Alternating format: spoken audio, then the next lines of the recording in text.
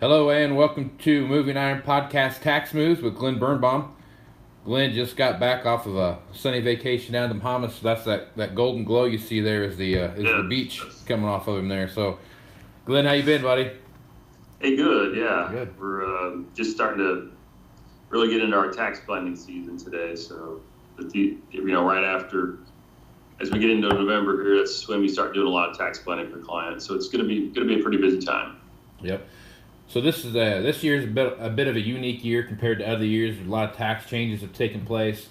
We've talked Yep. about several of them here on the show.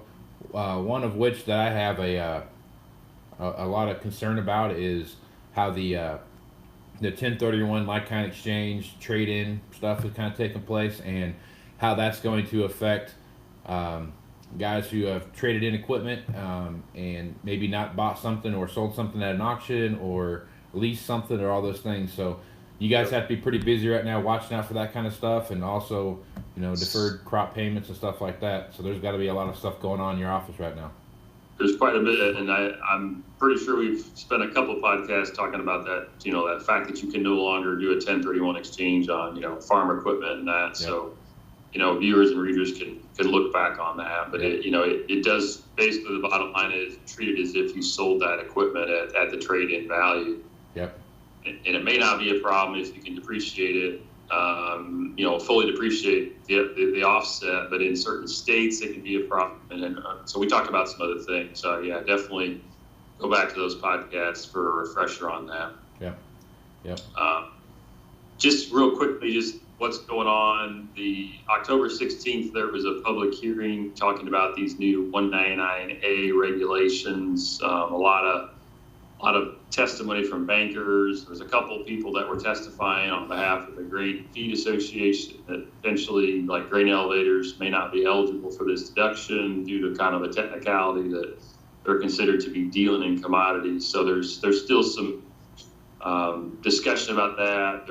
There's talk. So that these are proposed rules that were released. There was a hearing on the 16th of October, and we're really hearing that they're going to try to issue final rules by the end of the year. So that probably it could be too late for tax planning. They're going to try to do that. The other thing that's coming up is we have also talked about the new interest limitation rules in a past podcast. The regulations, again, Treasury, the Department of Treasury is going to be issuing some proposed regulations probably the next week or so on those. So that one, if you might remember, typically you've got to have more revenues in excess of $25 million. So, it's got to be a pretty good size operation, but there is a possibility that smaller operators might have to deal with that. Again, we talked about that on the podcast. So, we got to refer back to these podcasts, Casey, to get more viewership here. Yeah, we need to figure out how to catalog those things so we can go back and do So that's kind of just what's been happening, lately. What I want to talk today about was more about tax planning, and again, this is really the prime time to be doing planning if you haven't already talked before. So you got to get your books up to snuff, right? Get your bank recs done so that you know where you're at taxable income wise, right? And then once you get comfort that okay, this is where I'm at, then what things am I going to do, right? What levers am I going to pull, between now and the end of the year? So,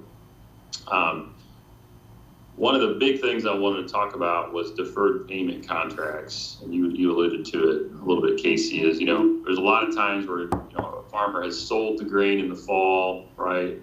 And they could have sold it early in the year, but title actually transfers. When the grain is delivered to the elevator, let's say. So the grain elevator actually takes possession. Title's transferred, but the farmer says, "Well, I don't want to be paid until January," right? It's typically you've got about a 60-day rule that you got to work with for tax purposes. But in effect, I don't have to pay tax until next year because I'm on the cash basis. And the vast majority of our farming clients are on the cash basis. So if you don't receive the money, in 2018 here, it's not, you don't have to pay tax on it, even though you had kind of a right to receive it. So if you defer that payment until January, right, that's a way to, defer paying the tax. Okay. So that's a very traditional way to do things. Now, here's the thing that I want to make sure everyone understands, because I'm positive we've not talked about this before. I want to get more specific on how can I use this to my benefit. So what you actually can do and you want to sell your grain. We'll get into this, but you want to sell it not in just one big lump sum, because on a contract by contract basis. So if I've got 5,000 bushel increments, or 10,000 bushel, whatever it is, we can be talking, Casey, if you're a client of mine in February or March, and we can say, well, you know what, my income is too low, right? And so I can say, okay, well, what we can do is just elect. It's an election on a contract by contract basis to treat that income, that even though I received it in January of 2019, right? So normally I'm going to have to pay tax, based on that. I can actually elect to have it recognized, back into 2018. Okay, so you might say, well, why do I want to do that? Because, I'm increasing my income. Well, it gives you flexibility. So what we try to do when we're doing tax planning is have our income be really kind of too low, right? We do things to make it too low. Now with depreciation, I can obviously change my income, but if my income's lower than I'm comfortable with, but I know I can sprinkle the income back in, right, later on, then I'm comfortable that, you know what, I'm going to get to the taxable income number that my goal is, so I could make a mistake in my taxable income and not have the right numbers. But with hindsight, right, I can sprinkle that income from 2019 back into 18. Or if tax rates change, there's a tax law passed, something changes in my, circumstance, it just gives me hindsight. So I think the big takeaway is for our cash basis farmers, yes, you should obviously get your income, figured out, where is my income at? And you should say, well, what's my goal? What should my target income be? But don't stress out about it too much if you've got these deferred payment contracts, because we can kind of change our mind after year end. And still, if I've got a target, I want my taxable income to be 75,000 or 125,000, 50,000, whatever that target is, I can pretty much assure I can get there if I've got enough deferred payment contracts. So it kind of takes some of the stress off tax planning, right? And it's kind of nice. So. Yep. Yeah, having a plan does make a big difference.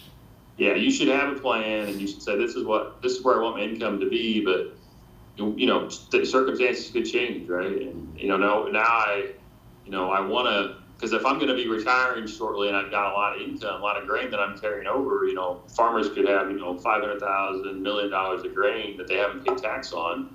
And if I know, well, I'm going to be retiring pretty soon, at some point I've got to, recognize that income. So maybe I say, well, you know what, I've got to recognize that income, and here's the tax rate I'm going to pay on that income, and you can be talking with your CPA and say, okay, what if I picked up an extra $25,000 income, what tax would I pay? And okay, that's not too bad, and how would that compare if I sold it all next year, So you can really do a very specific tax analysis. And with these lower tax rates, these wider brackets with tax reform, you really want to look at it, because a lot of farmers would generally have used up the 15% bracket in most cases. And, for sure, use up that 15% bracket, and maybe you're sitting on 25% bracket, which means if I use farm income averaging, which we've talked about in another podcast, if I could use farm income averaging and take some income that I earned this year and have it be taxed at tax rates in the past. And so if I'm sitting on that 25%, I know, okay, if I take that income, use farm income averaging, I'm going to pay tax at 25%. But with this tax reform, new rates, wider brackets, lower rates, really 25% is kind of an expensive tax rate. And again, you can talk to your, CPA or tax preparer about this, but it's really a pretty expensive tax rate with today's rates. Now, last year I would have said, hey, 25% is not a bad rate. But today's day and age, with the new 199A deduction, really 25% is pretty expensive. So maybe I'm going to pick up incomes until I'm being taxed at 25%, right? So it just gives you a lot of flexibility. So don't stress out as much about it. Make sure your books are accurate when you're talking to your CPA. But we got a couple other bites at the apple if we want to change our mind and say, you know what, I'm going to pick up a little more income this year, because you've got depreciation that you can adjust, right? I can take more depreciation or less. That's one lever. And the other lever is, the deferred payment contracts. So it gives you a lot of flexibility to get to your target income. And have a couple bites at the apple, so to speak. So Glenn, this is a question I've had for a while, and you kind of brought it up here today, and it kind of popped in my head here. But corn harvest is kind of rolling down. Things are kind of starting to wind down in certain areas. You know, we're just getting started out here, but like you said, a lot of guys are going to be retiring here pretty soon. There's going to be a lot of land that pops up for either rent or for purchase and those kind of things. How do you consult with your clients when they say, you know what, I'm thinking about picking up this other quarter over here? How do you start making that plan of how that's going to affect their tax situation, or how that's going to affect their overall operating as far from the financial side of it? How do you start having those conversations, and what does that look like? Yeah. Well, it's a good question, Keith.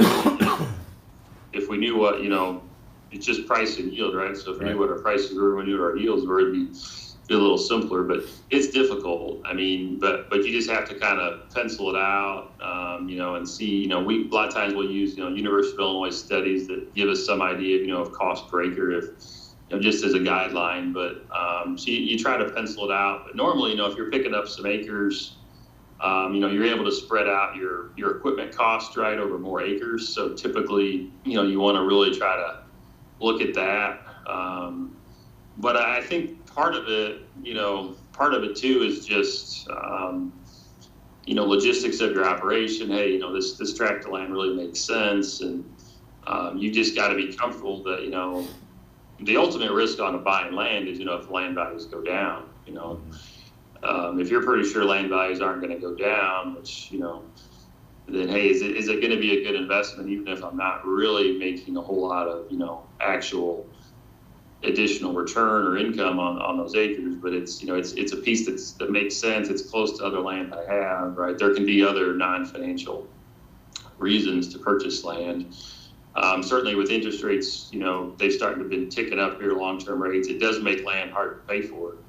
If rates are a lot higher, depending on what you're locking in, but you've got to run the numbers, but there's also non-financial things to look at. And a lot of times we're just there to, provide that different perspective with our clients, and say, well, have you thought of this, or, but it's still sometimes just kind of what's in your gut, and whether it makes sense or not. So I don't know if that helps, but that's kind of always been my philosophy. So.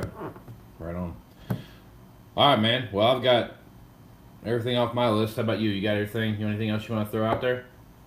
I think that's it. Yeah, just take a little time to get your books up to speed, but just know that you've got some flexibility, and don't sell all your grain in one big contract, because if I only have one contract and it's worth $200,000, then I can either increase my income, by $200,000, that's it. But if I've got multiple contracts smaller, then that gives me the flexibility that I need. So I think that's the big takeaway for today. So right on.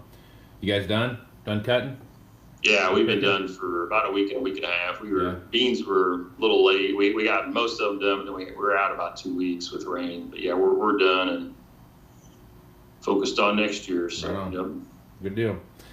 All right, buddy. Well, Glenn, if guys want to get a hold of you and maybe pick your brain a little bit or ask a question about their tax situation, how would they do that? Yeah, it's best to call our office here at Heinold Banworks. Its phone number is area code 309-694-4251, or you can always look me up on Twitter my handle's at Glen Birnbaum. Right. And he always has good stuff out there on his Twitter page. I learn something every time I read it, so good stuff there. Well, Glenn, thanks a lot, buddy. Enjoy the rest of your week, and we'll talk to you next week. Okay, Casey, thanks. All right, thanks, Glenn.